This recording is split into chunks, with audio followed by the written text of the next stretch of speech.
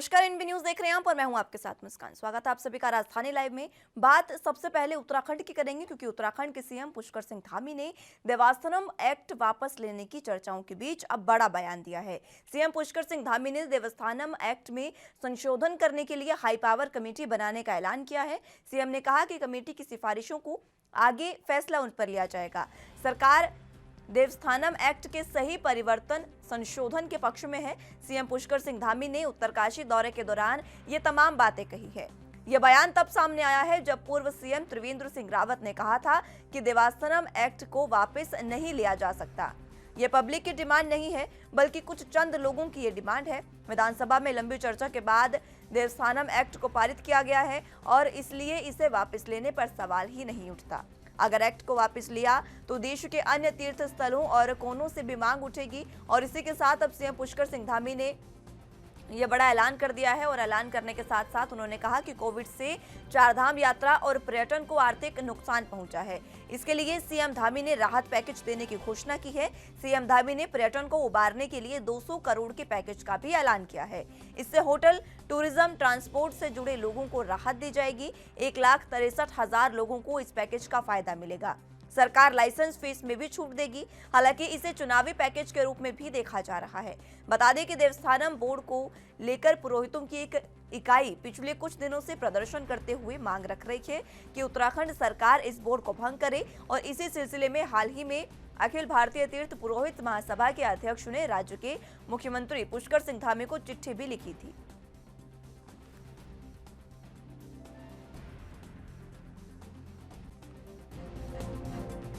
समाज के लोग हैं तो वो देवस्थानम बोर्ड को लेकर लगातार अपनी बात कर रहे हैं। तो उसको लेकर हमने तय किया है कि उत्तराखंड चारधाम देवस्थानम बोर्ड अधिनियम 15 जून 2020 के गजट में अधिसूचित होने पर अस्तित्व में आया है। तत्समय में से 1.5 साल का समय व्यतीत हो गया है एवं 1.5 यात्रा काल का समय भी व्यतीत हुआ है।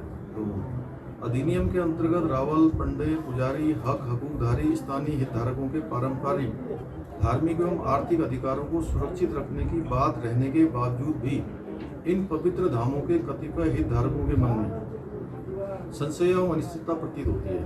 लगातार इस प्रकार की बात आ रही है कि उनको लग रहा है कि कहीं सरकार इस पर कोई अपना अधिकार तो नहीं करना चाहती, जबकि सरकार का ये उद्देश्य नहीं है। सरकार का उद्देश्य है कि जो भी हमारे मंदिर हैं या धाम हैं उनकी व्यवस्था बनाने का, यानी कि उनके अंदर अच्छी बिजली की व्यवस्था हो, अच्छी पानी की व्यवस्था हो, अच्छे आवास की व्यवस्था हो, साफ सफाई हो और एक व्यवस्थित तरीके से चले। तो उसको लेकर चारधाम यात्रा उत्तराखंड राज्य के लिए आर्थिक रूप से सबसे महत्वपूर्ण है एवं उससे राज्य के सभी वर्गों का हित व विकास जुड़ा है। मेरा भी मानना है कि इस आर्थिक गतिविधि को नए आयाम देते हुए स्थानीय व्यवसायियों एवं हकूकधारियों के हकों के प्रतिकूल प्रभाव न पड़ने देने से कोई नई व्यवस्था को खरा उतरना होगा। अतः सर्व हितधारकों से सभी से हमने विचार विमर्श किया है कि उपरांत हमारी सरकार सकारात्मक परिवर्तन संशोधन के पक्ष में है। अतः इस अधिनियम से हुई व्यवस्था परिवर्तन से हितधारकों पर हुए परिणामों का आकलन करने और व्यवस्था विचलन के विधिक परिणामों के आकलन हेतु एक उच्च स्तरीय समिति का गठन किया जाएगा। हाई पावर कमेटी का गठन किया जा रहा है और समिति की संस्तुति के आधार पर चारधाम देवस्थानम बोर्ड की व्यवस्था के संदर्भ में अग्रिम निर्णय दिया जाएगा।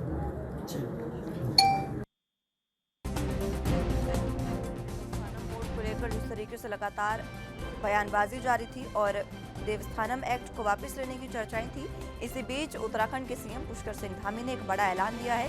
बता दें कि इस एक्ट के साथ पूर्व सीएम त्रिवेंद्र सिंह का नाम भी जुड़ा हुआ है।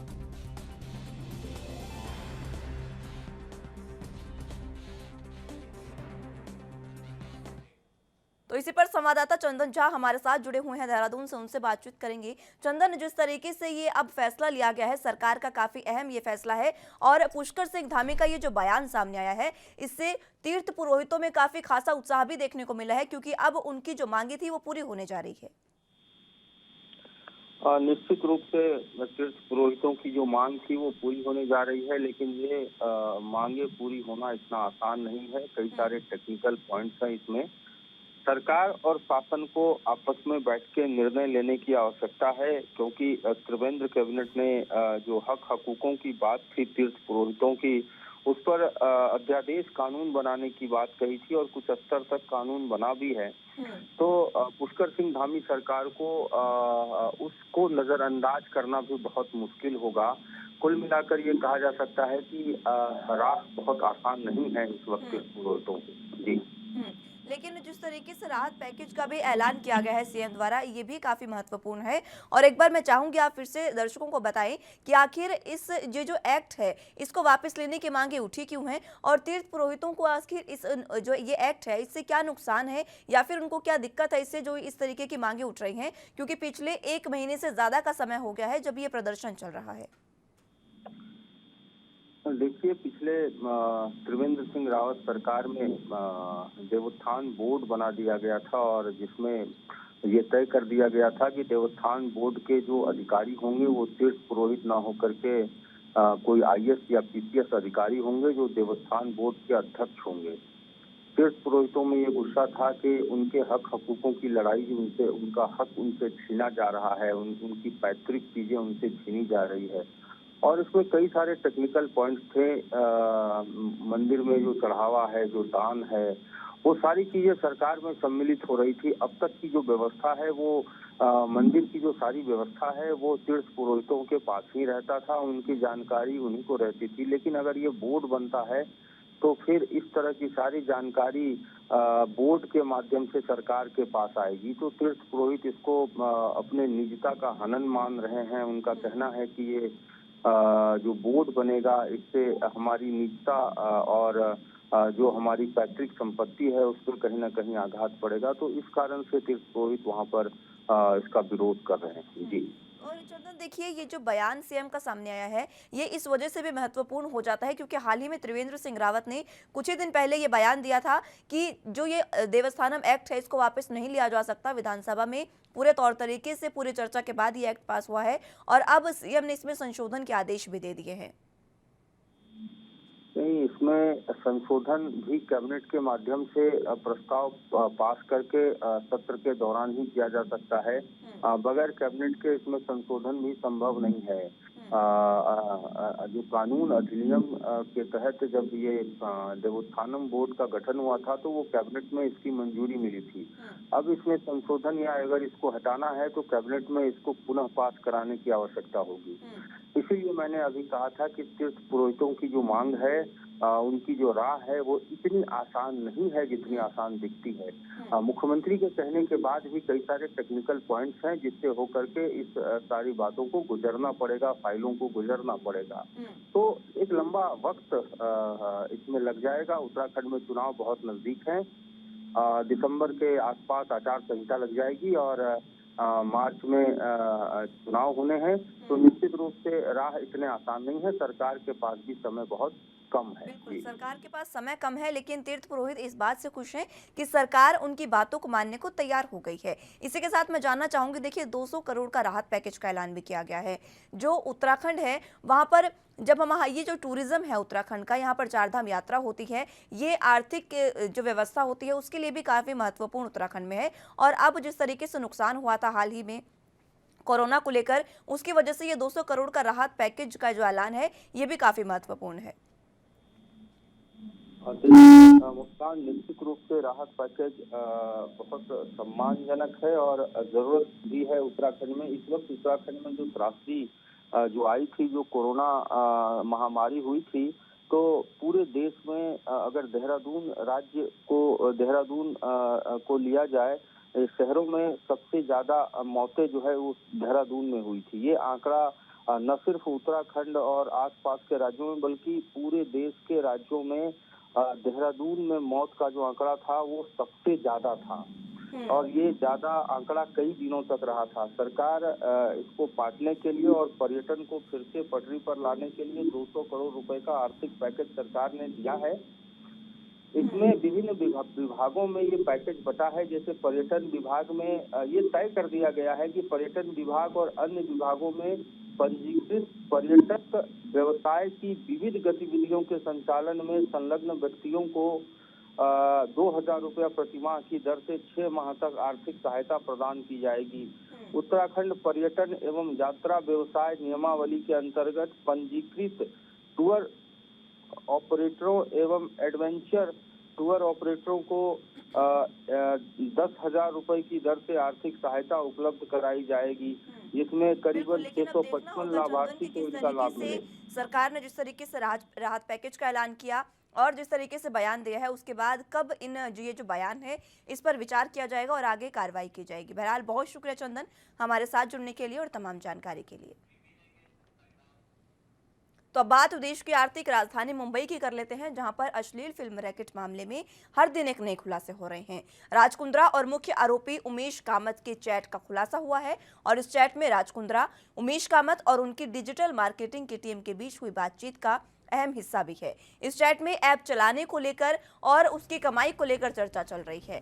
नवंबर 2021 के व्हाट्सएप चैट के अनुसार राज कुंद्रा अपने करीबी सहयोगी उमेश कामत से प्लान बी के बारे में बात कर रहे हैं, जब उमेश कामत उन्हें सूचित करते हैं कि उन्हें ऐप से कुछ सामग्री हटाने के लिए कहा जा सकता है, जो आपत्तिजनक है। और इस चैट में राज कुंद्रा और उमेश कामत हॉटशॉट्स को बनाए रखने के तरीके पर भी चर्चा कर रहे हैं। ऐप को कथित तौर पर गूगल प्ले स्टोर से उसकी आपत्तिजनक सामग्री की वजह से हटा दिया गया था, जिसके बाद उमेश कामत ने सुझाव दिया कि वो ऐप से कुछ अत्यधिक बोल्ड सामग्री को हटा दें और फिर गूगल प्ले स्टोर पर इसे वापस स्टोर करने के लिए कहें। चैट के अनुसार राज कुंद्रा ये भी चर्चा कर रहे हैं कि कैसे फिल्मों में राजस्व को 15,000 रुपए से 20,000 रुपए प्रति के बीच नुकसान हो रहा है और ये राजस्व गिर रहा है, इस पर भी वो चर्चा कर रहे हैं। और इस चैट में उन्होंने कामत से पुरानी सामग्री तेजी से प्रसारित करने के लिए भी कहा है, जिससे लाख रुपए की वसूली हो सके। उन्होंने ये भी कहा कि भविष्य में लाइव सामग्री होगी। और ये भी बता दें कि मुंबई कोर्ट ने कथित अश्लील फिल्म रैकेट मामले में राज कुंद्रा को 3 दिन की पुलिस हिरासत में भेज दिया है।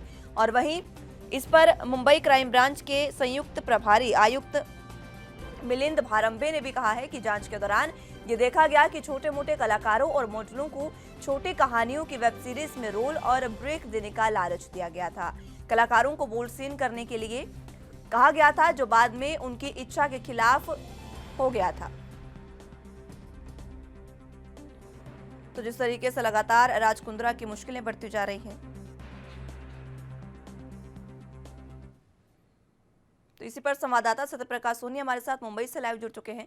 सत्यप्रकाश, मुंबई में इस तरीके के तमाम मामले सामने आते रहते हैं और एक बार फिर से अब शिल्पा शेट्टी, जो एक प्रसिद्ध भूमिका में है, अभिनेत्री हैं, उनके खुद के जो पति हैं राज कुंद्रा, वो इस पूरे मामले में फंसते नजर आ रहे हैं। राज कुंद्रा की मुश्किलें लगातार बढ़ती जा रही है कि जिस तरह से क्राइम ब्रांच ने राज कुंद्रा को गिरफ्तार किया, उसके पहले उनके 9 साथियों को गिरफ्तारी हो चुकी है। लिहाजा उन 9 साथियों से जो जानकारी मिली थी, उसी के आधार पर राज कुंद्रा के पास तमाम पुख्ते सबूत थे, जिसके पूछताछ के दौरान करीब 4 घंटे पूछताछ की गई। उसके बाद उनकी गिरफ्तारी की गई। गिरफ्तारी के बाद तमाम अहम बड़े खुलासे सामने आ रहे हैं। ऐसी भी जानकारी मिली कि राज कुंद्रा और जो गिरफ्तार उनका साथी है कामत, उसके बीच जो चैट हुआ था वो भी कहीं कहीं सामने आया, जिसमें साफ तौर पे राज कुंद्रा ये बता रहा है कि जिस तरह से फिल्मों का राजस्व जो है लगातार गिरता रह जा रहा है, 15,000 से 20,000 के आसपास जो गिरता जा रहा है, उसमें उनको काफी नुकसान है। लिहाजा अगर फोन फिल्में बनाई जाती है तो उसमें रोजाना लाखों रुपए कमाए जा सकते हैं। इस तरह की बातें जो है चैट के माध्यम से सामने आई है। और क्या कुछ खुलासे इसमें अभी सत्यप्रकाश हुए हैं? क्योंकि देखिए राज कुंद्रा को हिरासत में भी ले लिया गया है, पूछताछ भी उनसे चल रही है। देखिए मुस्कान, सबसे पहले बता दें कि किस तरह से पोर्न फिल्में बनाई जाती है और किस तरह से उन तमाम कलाकारों के ऊपर दबाव बनाया जाता था। सबसे पहले आपको बता दें कि जो जानकारी मिल रही थी कि इसमें ये जानकारी है कि यह लोग जो है पहले नॉर्मल फिल्म शूट करने के बहाने लोगों को ऑडिशन लेते थे। उस ऑडिशन के दौरान इनको नग्न करके किसी वीडियो बनाया जाता था, जिससे ये बताया जाए कि इनकी एक प्रोफाइल तैयार की जाती थी। इसी प्रोफाइल के आड़ में जब इनको शूट पे बुलाया जाता था तो इनको बोलता था कि नॉर्मल कोई वेब सीरीज का शूट है। अब उस दौरान इनको शूट के लिए जब बुलाया जाता, जब सेट पे आते थे, इस दौरान इनके साथ शूट किया जाता था। उसी बीच में इनको जो है नग्न वीडियो, मतलब यानी कि अश्लील वीडियो जो शूट की जाती थी, इनके जबरदस्ती कपड़े उतरवाए जाते थे और इनको बोला जाता था अगर आप इस तरह से नहीं करोगे तो आपका कॉन्ट्रैक्ट रद्द कर दिया जाएगा और इसमें जो 10 लाख का नुकसान है वो 10 लाख की भरपाई भी आपसे करवाई जाएगी। इसके बाद भी अगर वो नहीं मानते थे तो उनको बोला जाता था पुलिस में जेल में भजवा दिया जाएगा, या फिर उनको ऐसी सजा दी जाएगी जो कभी फिल्म करने लायक नहीं। तो तमाम तरह की ये शिकायतें जो अब एक के बाद एक खुलने लगी है। तमाम जो छोटे मोटे कलाकार थे जिन्होंने इस तरह से चीजें की है और उनके ऊपर प्रेशर बना, वो अब कहीं कहीं क्राइम ब्रांच के पास जाकर तमाम जानकारियां दे रहे हैं। तो जाहिर तौर पर ये बड़ा अहम खुलासा है। सबसे अहम जानकारी मिली है मुस्कान कि सचिन वजे और राज कुंद्रा के कनेक्शन भी सामने आए हैं, जिनमें जब मलार मालवनी पुलिस और क्राइम ब्रांच यूनिट 11 ने कार्रवाई की थी मालवनी इलाके में, जब तमाम अश्लील वीडियो शूट हो रहे थे, स्विमिंग का पुल का वीडियो शूट हो रहा था, और ये काफी अहम बात आपने बताई सत्यप्रकाश के सचिन वाजे और राज कुंद्रा के जो लिंक्स हैं वो सामने आए हैं। किस तरीके से उनकी ये जो आपस में बातचीत हो रही थी या फिर जो भी उनके लिंक थे उसके बारे में भी बताएं। देखिए मुस्कान, जिस तरह से ये तमाम चीजें सामने आई थी, उनके कलीग जो कामत है और राज कुंद्रा के बीच में ये बातें एकदम स्पष्ट हो रही थी कि किस तरह से लोगों को गुमराह करके फिल्में बनाना, खास करके अश्लील फिल्में बनाना है। हालांकि चर्चा करनी है नॉर्मल फिल्मों को, वेब सीरीज की, लेकिन जब वो सेट पे आए तो उनके साथ किस तरह से बर्ताव किया जाए, और क्योंकि उनको राजस्व कायम करना था, उनको मोटी कमाई करनी थी।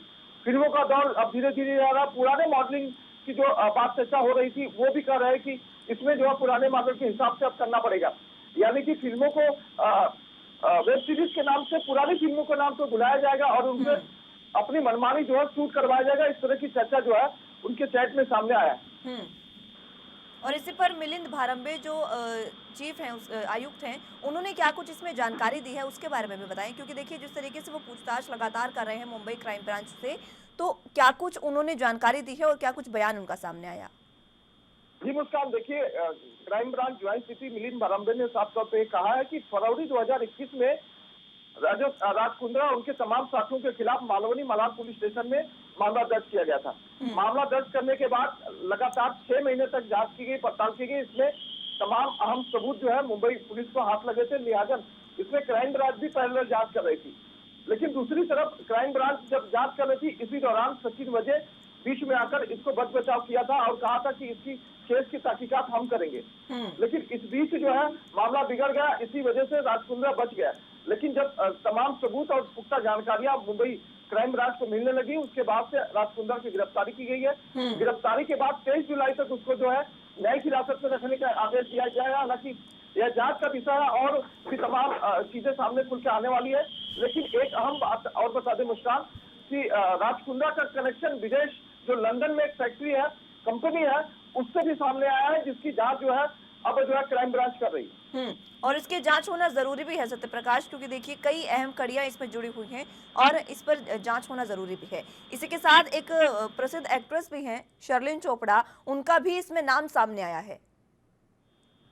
जाहिर तौर पर देखिए 9 लोगों की जो गिरफ्तारी है, शर्लिन चोपड़ा के अलावा भी तमाम लोग हैं जिन्होंने मुंबई क्राइम ब्रांच को अब ये जानकारियां देना शुरू कर दिया है कि उनके साथ किस तरह से व्यवहार किया गया, किस तरह से उनको दबाव में बनाकर उनके फिल्में शूट करवाई गई और किस तरह से उनके साथ इस तरह का अत्याचार हुआ।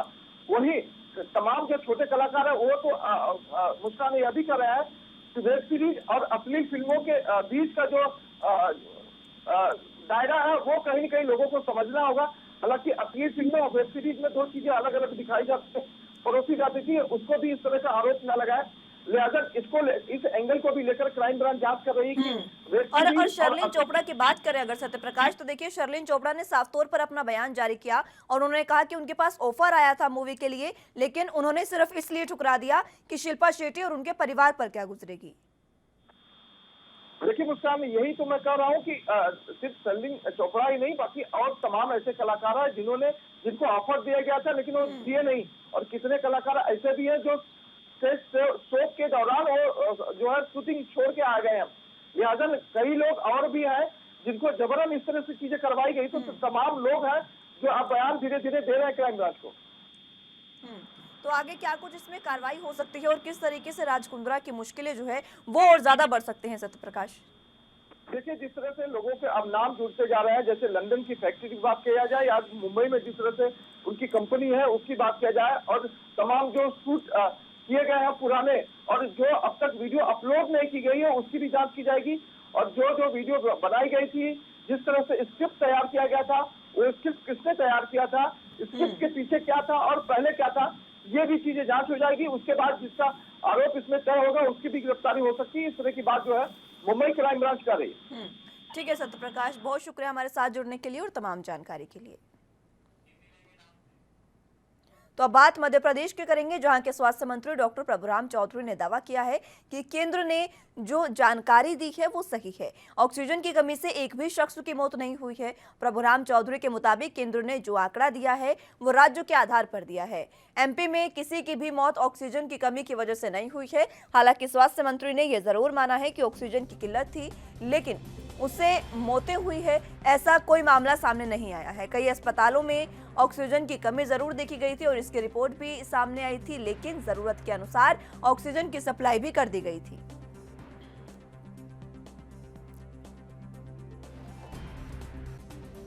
ऑक्सीजन की कमी के कारण कोई मृत्यु नहीं हुई और सारी व्यवस्थाएं हम लोगों ने की। दिक्कतें जरूर आई हैं, लेकिन उपलब्धता हम लोगों ने लगातार की है। जब ऑक्सीजन की दिक्कत थी तो उस समय माननीय मुख्यमंत्री जी ने, वो पूरी सरकार ने बाहर से जो हमारे लिए लिक्विड ऑक्सीजन आती थी उसके लिए टैंकरों की व्यवस्था की। रोड के द्वारा भी ऑक्सीजन उपलब्ध लाए, इसके बाद रेल मार्ग से भी लाए और हवाई मार्ग से भी खाली टैंकरों को भेजा। लगातार हम लोगों ने प्रयास। शेड्यूल मेडिकल कॉलेज में साफ साफ 22 मौतें हुई थी, उनको वहाँ के डीन ने कहा था शेड्यूल मेडिकल कॉलेज की ऑक्सीजन कमी से मौतें हुई थी। शेड्यूल मेडिकल कॉलेज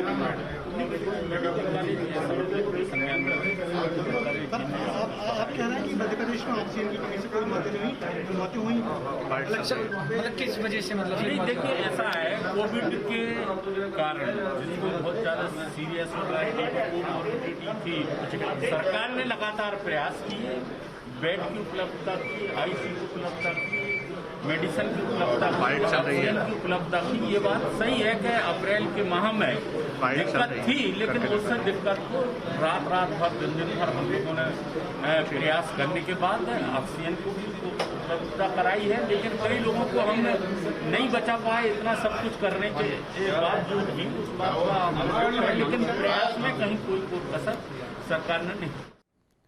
ज्यादा जानकारी के साथ संवाददाता गणेश तिवारी हमारे साथ इंदौर से जुड़ चुके हैं। गणेश, जिस तरीके से संसद में देखिए ये मुद्दा गूंजा था और विपक्ष के सवाल के बाद केंद्र ने साफ तौर पर कहा था कि ऑक्सीजन की कमी की वजह से किसी की मौत नहीं हुई है, और अब इस पर प्रभुराम चौधरी ने भी अपनी बात प्रतिक्रिया दी है और उन्होंने भी साफ तौर पर कहा है कि वाकई ऑक्सीजन की कमी की वजह से किसी की मौत नहीं हुई, लेकिन जो जमीनी हकीकत है वो सबने देखी है।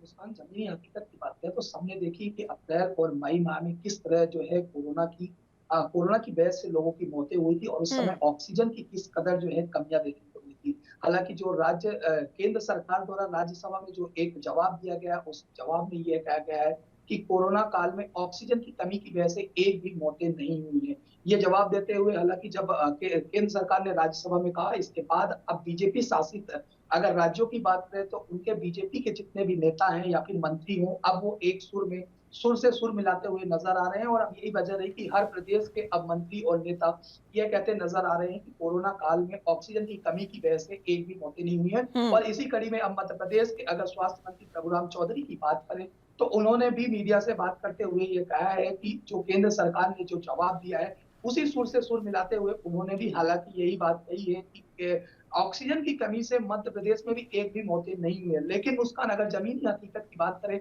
या उन परिजनों से बात करें जिन्होंने अपने अपनों को गंवाया है, उनसे अगर बात करें तो उनका दर्द अगर जानने की कोशिश करें तो उनका दर्द जरूर लाजमी रहेगा, क्योंकि सबने देखा है कि मध्य प्रदेश और पूरे देश भर में जो है किस कदर जो है, चाहे वो बेड की कमी रही हो या ऑक्सीजन की किल्लत रही हो या फिर किसी तरह की दवाइयों की कमी रही हो। बिल्कुल, क्योंकि देखिए सुविधाओं की कमी तो कोरोना काल में देखने को मिली थी, चाहे फिर वो ऑक्सीजन हो, चाहे बेड हो, चाहे रेमडेसिविर हो, चाहे या वैक्सीनेशन हो, कोई भी चीज हो, लेकिन सुविधाओं की कमी देखने को मिली थी और इन्हीं सुविधाओं की वजह से जनता ने दम तोड़ा और कोई ऐसा कारण नहीं था।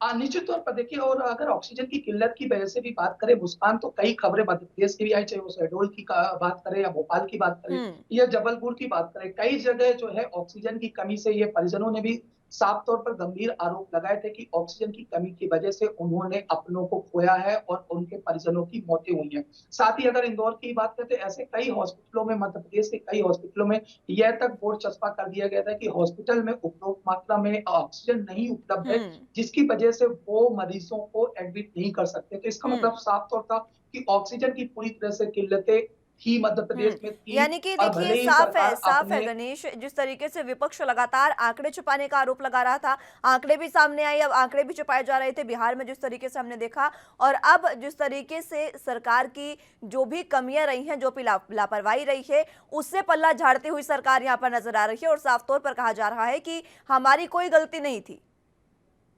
हाँ, देखिए अभी नगर निगम निकाय के चुनाव हैं, फिर विधानसभा के हैं और लोकसभा में। ऐसे में निश्चित तौर पर सरकार चाहती है कि जनता का फेथ लाना चाहती है, जनता के साथ एक बार फिर अपनी छवि बनाने की कोशिश कर रही है। ऐसे में तमाम जो वो कमियां हैं, उन कमियों को अब सरकार छिपाने की कोशिश कर रही है और यही वजह है कि सरकार चाहे वो पहले मौतों के आंकड़ों को लेकर हो, उन बातों को भी छिपाती नजर आई है और सिरे से जो कांग्रेस ने आरोप लगाया, उन सभी बातों को भी खारिज करती नजर आई है। और अब एक बार फिर जो है ऑक्सीजन की कमी पर एक बवाल हो चुका है। हालांकि विपक्ष ने इस पर जरूर विशेषाधार अधिकार का मानव हनन का जो है इस पर आयोग पे जांच करने की बात कही है और उस पर अब केस दर्ज करने की बात कही है और उस पर पूरी तरह से इस बातों का तथ्य को सामने लाने की कांग्रेस ने जरूर बातें कही है। अब ये देखने वाली बात होगी। हालांकि अगर वर्तमान की बात करें तो अब जरूर राज्य सरकार जो है ऑक्सीजन की जो किल्लतें हम सब ने देखी है और आम जनता ने देखी है किस कदर जो है ऑक्सीजन की कमियां थी, उन कमियों को दूर करने के लिए अब जरूर ऐसे कई ऑक्सीजन प्लांट जो है लगाए जा रहे हैं। अगर मध्य प्रदेश की बात करें तो 186 प्लांट लगाए जा रहे हैं, जिसमें से 36 ऑक्सीजन प्लांट जो है शुरू हो चुके हैं। साथ ही मध्य प्रदेश सरकार का लक्ष्य है कि 300 मैट्रिक टन ऑक्सीजन की उपलब्धता अगर कोरोना की तीसरी लहर आती है तो उसकी व्यवस्था हो सके और यही वजह रही कि 30 सितंबर के पहले पहले ये जो 186 ऑक्सीजन प्लांट है उनका शुभारंभ करने की जो है उनकी शुरुआत करने की पूरी तरफ से सरकार जो है कोशिश है। लेकिन अगर पूर्व की बात करें, अप्रैल और मई माह की बात करें तो निश्चित तौर पर सरकार हालांकि अपने जो आंकड़े हैं, चाहे किसी तरह से जो भी कमियां रही हैं, उन तमाम कमियों को सरकार छिपाने की जरूर कोशिश करती बिल्कुल, है। और देखिए लेकिन अगर सरकार का आम ये रवैया गणेश बिल्कुल भी बर्दाश्त तो नहीं किया जाएगा जनता द्वारा। सरकार की अगर लापरवाही है तो माननी पड़ेगी। इस पर विपक्ष पर या किसी और पर ठीकरा फोड़कर सरकार अपने आप को साफ तौर पर नहीं निकाल सकती है। ये देखने वाली बात होगी अब जनता इसको किस तरीके से लेती है। बहरहाल बहुत शुक्रिया गणेश हमारे साथ जुड़ने के लिए और तमाम जानकारी के लिए। तो फिलहाल के लिए राजधानी लाइव में मेरे साथ बस इतना ही। अब जुड़े रहिए एनबी न्यूज के साथ। नमस्कार।